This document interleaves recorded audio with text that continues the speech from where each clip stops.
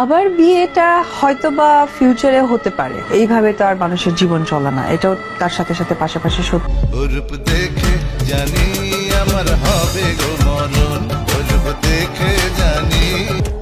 সম্প্রতি মা হচ্ছেন অপু বিশ্বাস এই বিষয়টি যেমন ছড়িয়ে পড়েছে সোশ্যাল মিডিয়ায়, তেমন অপু বিশ্বাসের বিয়ের খবরটি যেন আরো তোলপাড় তুলেছে সোশ্যাল মিডিয়ায়। আমাদের সঙ্গে উপস্থিত ছিলেন অপু বিশ্বাস।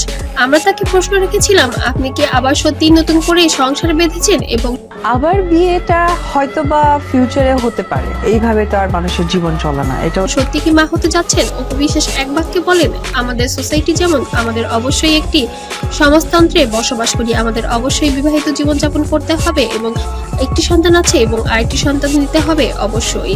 তো ডেফিনেটলি আমাদের বিয়ে হচ্ছে, নাহলে শ্বশুর বাড়ি কি করে হয়? ট্রু, তবে বিয়ে হচ্ছে ঠিক। বাস্তব আমরা কখনো অস্বীকার করতে পারবো না। আমাদের জীবনে বাবা মা, স্বামী, সন্তান সবকিছুরই প্রয়োজন আছে।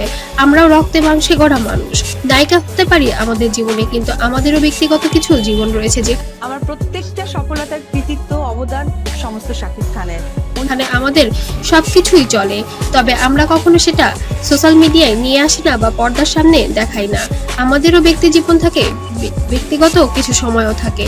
আমি ওই থার্ড ক্লাস মহিলার মতো সবকিছু সামনে আনতে চাই না। আমি চাই আমার পরিবার এসএমএস আমার হোয়াটসঅ্যাপ সারাক্ষণ বিজি থাকে, তারপরে সাক্ষাৎকারে আমার মতো করে সেভ থাকুক এবং আমি আমার দর্শক শ্রোতাদের জন্য যেমনটা ছবি উপহার দিচ্ছি বা আমার কাজ দিয়ে তো তাদেরকে খুশি করতে চাচ্ছি, আমি তেমনটাই অপু বিশ্বাস হয়ে সবার মাঝে থাকবো।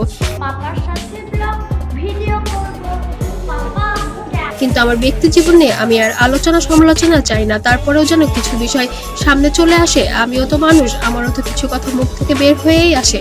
এটা আপনারা কেন শুধু শুধু ঘষা মাজা করে অন্যরকম ভাবে সবার সামনে উপস্থাপন করেন?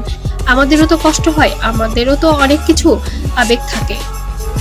আমি মিথ্যে বলেছি যে অপু বিশ্বাস সিঙ্গেল, ডেফিনেটলি না, এটা